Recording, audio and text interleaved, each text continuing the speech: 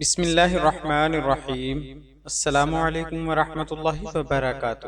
آج کی ویڈیو میں آپ دوستوں کے سامنے حضرت ابو قتادہ انصاری رضی اللہ تعالی عنہ کے بارے میں معلومات پیش کی جا رہی ہیں۔ حضرت ابو قتادہ کا نام حارث تھا اور کنیت ابو قتادہ تھی۔ آپ فارس رسول اللہ صلی اللہ علیہ وآلہ وسلم کے لقب سے مشہور ہیں۔ قبیلہ خزرج کے خاندان سلمہ سے ہیں۔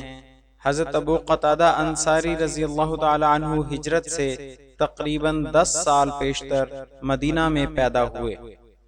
آپ نے غزوہ بدر میں شرکت نہ کی، اس کے علاوہ غزوہ احد، غزوہ خندق اور تمام غزوات میں شرکت کی۔ ربیع الاول 6 ہجری میں غزوہ ذی قرد یا غابہ پیش آیا، اس میں ان کی شرکت نمایاں تھی۔ حضرت صلی اللہ علیہ وآلہ وسلم کی اونٹنیاں ذی قرد نامی ایک گاؤں میں چرا کرتی تھیں۔ آپ کے غلام جن کا نام رباح تھا ان کے نگران تھے۔ چند غطفانی چرواہوں کو قتل کر کے اونٹنیوں کو ہانک لے گئے۔ سلمہ بن اکوع ایک مشہور صحابی تھے۔ انہوں نے سنا تو عرب کے عام قاعدہ کے موافق مدینہ کی سمت رخ کر کے یا صباحہ کے 3 نعرے لگائے اور رباح کو حضرت صلی اللہ علیہ وآلہ وسلم کے پاس دوڑایا اور خود غطفانیوں کے تعاقب میں رہے۔ حضرت صلی اللہ علیہ وآلہ وسلم نے مدد کے لیے 3 سوار بھیجے اور پیچھے خود بھی روانہ ہوئے۔ غطفانی سواروں کو دیکھ کر فرار ہو گئے، لیکن احرم کو شوق شہادت دامن گیر تھا۔ غطفانیوں کے پیچھے ہو لیے، آگے بڑھ کر ان میں عبد الرحمن غطفانی میں مقابلہ ہو گیا اور احرم شہید ہو گئے۔ عبد الرحمن ان کا گھوڑا لے جانا چاہتا تھا کہ ابو قتادہ پہنچ گئے اور بڑھ کر نیزے کا وار کیا اور عبد الرحمن کا قصہ بھی پاک ہو گیا۔ یہاں سے لوٹے تو رسول اللہ صلی اللہ علیہ وآلہ وسلم سے ملاقات ہوئی۔ آپ نے قصہ سن کے فرمایا، یعنی آج ابو قتادہ بہترین سوار تھے۔ شعبان 8 ہجری میں حضرت صلی اللہ علیہ وآلہ وسلم نے نجد کے ایک مقام خزرہ کی جانب 15 آدمیوں کو روانہ فرمایا۔ حضرت ابو قتادہ ان کے امیر تھے۔ چھاپا مارنا مقصود تھا، اس لیے رات بھر چلتے اور دن کو کہیں چھپ رہتے۔ مقام خزرہ میں قبیلہ غطفان آباد تھا، جو غارت گر امن و امان اور مسلمانوں کا قدیم دشمن تھا۔ حضرت ابو قتادہ رضی اللہ تعالی عنہ موقع پا کر اچانک پہنچ گئے۔ قبیلہ طاقتور تھا، بہت سے آدمی جمع ہو گئے اور میدان کارزار گرم ہو گیا، لیکن ابو قتادہ نے لوگوں سے کہہ دیا کہ جو تم سے لڑے اس کو مارنا، ہر شخص سے تعرض کی ضرورت نہیں۔ اس کا نتیجہ یہ ہوا کہ جنگ کا جلد خاتمہ ہو گیا اور 15 دن کے بعد مال غنیمت لے کر صحیح و سالم مدینہ منورہ واپس آئے۔ مال غنیمت میں اونٹ 200، بکریاں 200 اور بہت سے قیدی تھے۔ اس کا خمس نکال کر باقی وہیں تقسیم کر لیا گیا۔ حضرت ابو قتادہ انصاری رضی اللہ عنہ کے حصے میں ایک حسین لڑکی بھی آئی تھی۔ حضرت صلی اللہ علیہ وآلہ وسلم نے اسے اپنے لیے مانگ کر محمیہ بن زرہ کو دے دیا۔ اس کے کچھ ہی دنوں کے بعد رمضان کے مہینہ میں 8 آدمیوں کا ایک سریہ بھیجا گیا۔ حضرت ابو قتادہ اس کے بھی سرگروہ تھے۔ حضرت صلی اللہ علیہ وآلہ وسلم مکہ پر فوج کشی کا ارادہ کر چکے تھے۔ ان لوگوں کو بھیجنے کا مدعا یہ تھا کہ لوگوں کو مکہ کا خیال نہ آئے اور لڑائی سے پہلے یہ راز کسی طرح فاش نہ ہو۔ ذی خشب پہنچ کر معلوم ہوا کہ رسول اللہ صلی اللہ علیہ وآلہ وسلم مکہ روانہ ہو گئے ہیں، اس لیے یہ لوگ وہاں سے چل کر سقیار میں حضرت صلی اللہ علیہ وآلہ وسلم کے لشکر کے ساتھ شریک ہو گئے۔ فتح مکہ کے بعد غزوہ حنین واقع ہوا۔ لڑائی اتنی سخت تھی کہ بڑے بڑے جانبازوں کے قدم اکھڑ گئے تھے، لیکن حضرت ابو قتادہ انصاری رضی اللہ عنہ نے اس میں نہایت شجاعت دکھائی۔ ایک مسلمان اور مشرک میں لڑائی ہو رہی تھی، دوسرا مشرک پیچھے سے حملہ کی فکر میں تھا۔ حضرت ابو قتادہ نے مسلمان کو تنہا دیکھ کر اس مشرک پر پیچھے سے حملہ کیا۔ تلوار کندھے پر پڑی جو زرہ کاٹتی ہوئی اچٹ کر ہاتھ تک پہنچی۔ اور ہاتھ صاف ہو گیا، وہ دوسرے ہاتھ سے دستوں گریبان ہو گیا، آدمی تنومند تھا۔ اس نے اس زور سے دبایا کہ حضرت ابو قتادہ گھبرا گئے، لیکن خون زیادہ نکل چکا تھا، اس لیے ابو قتادہ نے موقع پا کر قتل کر دیا۔ خود کہتے ہیں کہ مجھے جان کے لالے پڑ گئے تھے، لیکن قضا اس کی آئی تھی۔ مکہ کا آدمی ادھر سے گزر رہا تھا، اس نے مقتول کا سارا سامان اتار لیا۔ اس وقت لشکر اسلام میں عجیب سراسیمگی طاری تھی، لوگ میدان سے ہٹ رہے تھے، یہ بھی اسی طرف چلے۔ ایک مقام پر حضرت عمر رضی اللہ تعالی عنہ کچھ آدمیوں کے ساتھ کھڑے تھے، ان سے پوچھا کیا بات ہے؟ حضرت عمر رضی اللہ تعالی عنہ نے کہا جو خدا کی مرضی۔ اتنے میں لوگ پلٹ پڑے اور میدان مسلمانوں کے ہاتھ میں رہا۔ لڑائی کے بعد حضرت صلی اللہ علیہ وآلہ وسلم نے اعلان کیا جس نے جس کافر کو مارا ہو اس کا مال و متاع ثبوت کے بعد اس کو دلایا جائے گا۔ حضرت ابو قتادہ رضی اللہ عنہ نے اٹھ کر کہا میری نسبت کون شہادت دیتا ہے؟ کسی طرف سے آواز نہ آئی۔ کئی مرتبہ ایسا ہی ہوا تو حضرت صلی اللہ علیہ وآلہ وسلم نے فرمایا ابو قتادہ کیا معاملہ ہے؟ انہوں نے سارا قصہ گوش گزار کیا۔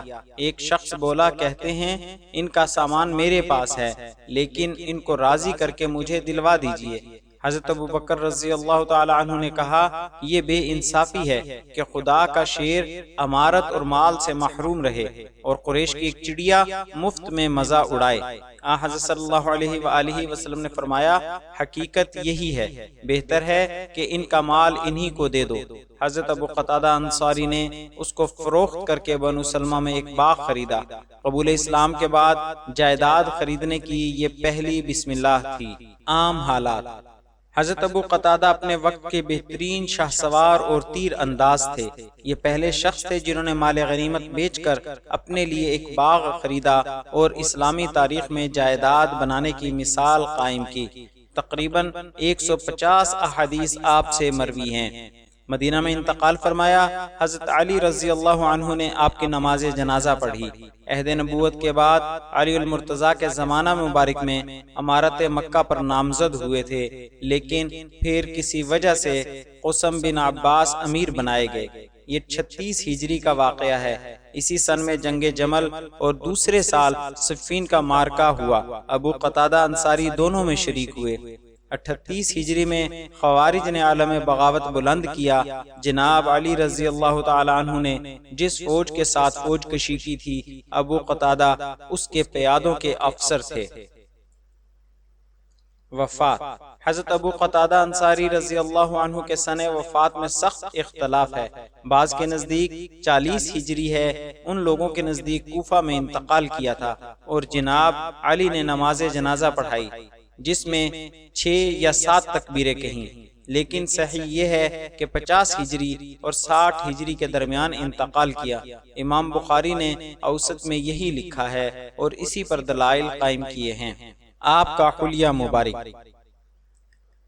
حلیہ مفصل مذکور نہیں، اتنا معلوم ہوا ہے کہ گردن تک بال رکھتے تھے، کبھی کبھی کنگھی کرتے تھے۔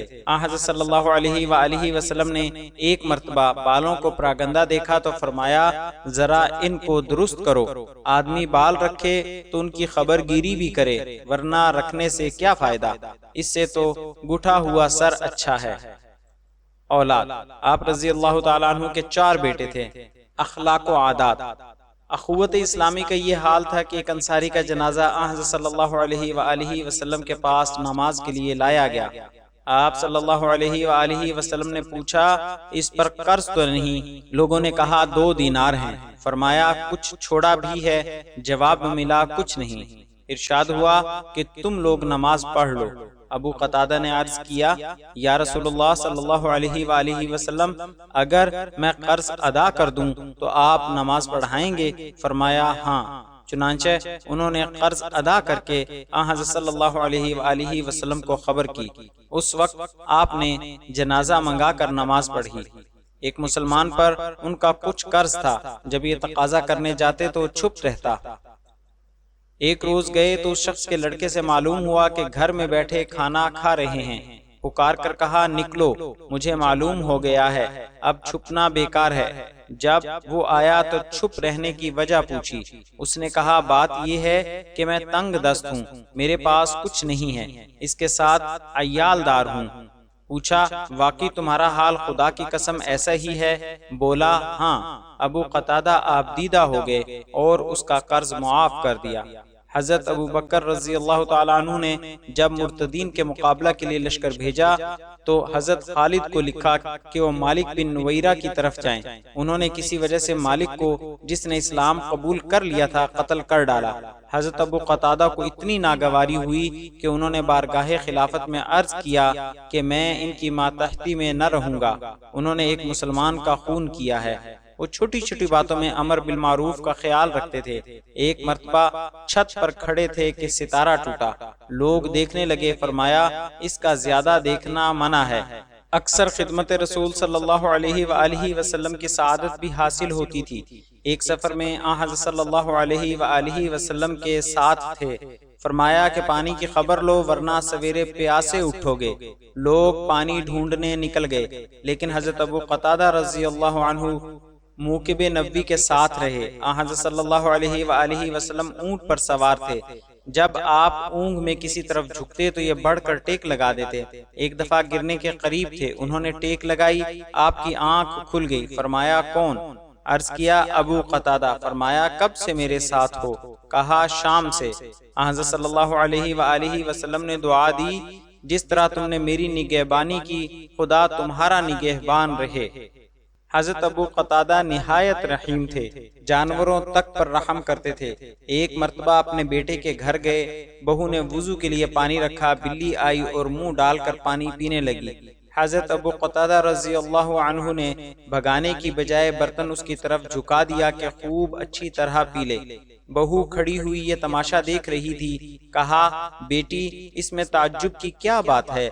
حضرت صلی اللہ علیہ وآلہ وسلم نے فرمایا ہے کہ وہ نجس نہیں ہے، وہ تو گھروں کی آنے جانے والی ہے۔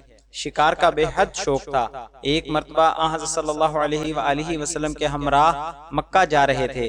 راستہ سے کچھ ساتھیوں کو لے کر نکل گئے۔ علاقہ پہاڑی تھا، ان کو پہاڑ پر تیزی سے چڑھنے کی مشق تھی۔ دوستوں کو لے کر پہاڑ پر تفریحاً چڑھے کہ ایک جانور نظر آیا۔ انہوں نے بڑھ کر دیکھا اور پوچھا بتاؤ کون جانور ہے؟ لوگوں نے کہا ہم ٹھیک نہیں بتا سکتے۔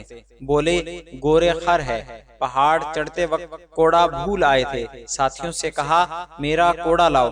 یہ لوگ احرام باندھ چکے تھے، اس بنا پر شکار میں شریک نہیں ہو سکتے تھے، اس لیے خود نیزہ لے کر گورے خر کے تعاقب میں روانہ ہوئے اور اس کو شکار کر کے ساتھیوں کو آواز دی کہ اس کے اٹھانے میں ہاتھ بٹاؤ، لیکن اس میں بھی کسی نے مدد نہ کی۔ آخر خود اٹھا کر لائے، گوشت پکایا، لوگوں کو کھانے میں بھی تأمل ہوا۔